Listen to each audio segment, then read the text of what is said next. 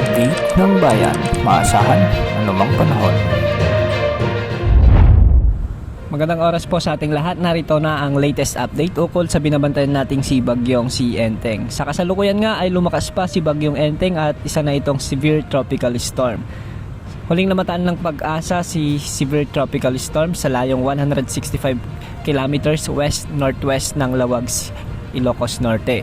Taglay pa rin nito ang lakas ng hangin na umaabot sa 95 km per hour at pagbugso na umaabot naman sa 115 km per hour. Kumikilos ito ng west-northwest sa bilis na 10 km per hour. Sa ngayon, nakatas pa rin ang signal number 1 sa Ilocos Norte, Ilocos Sur at ang northern portion ng La Union, kasama na ang Abra. Ang mga lugar na ito ay makakaranas pa rin ng mga pabugso-bugsong hangin at pabugso-bugsong pag-ulan dulot ng direktang epekto ni Bagyong si Enteng. Samantala, dahil naman sa umiiral na habagat, asahan ng mga pag-ulan ngayon sa nalalabing bahagi ng Ilocos Region, Cordillera Administrative Region, Nueva Vizcaya, Quirino, Zambales, Bataan, Aurora, Bulacan, Metro Manila, Calabarzon, Mimaropa, Bicol Region, Western Visayas, Negros Island Region at ang Northern Samar.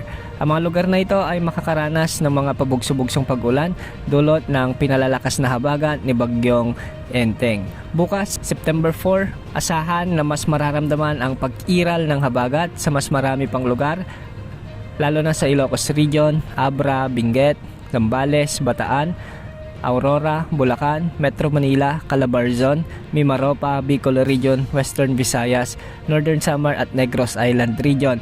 Ang mga lugar na ito ay makakaranas bukas ng mga medyo malalakas na pag-ulan habang papalayo si Bagyong si Enteng. At pagsapit naman ng September 5, araw ng Huwebes, asahan pa rin ang mga pag-ulan dulot ng habagat sa Ilocos Region, Zambales, Aurora, Bataan, Metro Manila, Bulacan, Mimaropa, Calabarzon, Bicol Region, Western Visayas, Negros Island Region at Northern Samar. Sa ngayon, may gale warning naman na nakataas sa Hilaga at Western seaboards ng Northern Luzon. Kaya pinag-iingat po natin ang ating mga kababayan na papalaot dahil masama po ang pag-alon ng ating mga karagatan. Para sa track at intensity forecast naman ni Bagyong Enteng, asahan na lalabas na ito ng ating area of responsibility bukas ng umaga. At pagkalabas nito ng ating area of responsibility, ang bagyong ito ay posibleng maglandfall naman sa may mainland China sa pagsapit ng weekend.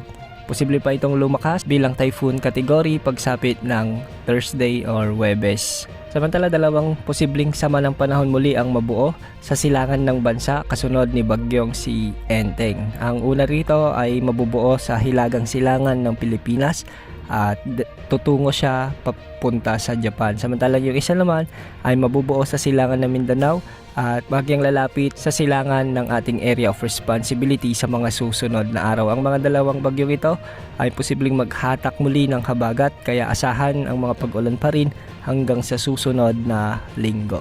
Yan ang update sa lagay ng panahon. Ito po ang weather update ng bayan, maasahan anumang panahon.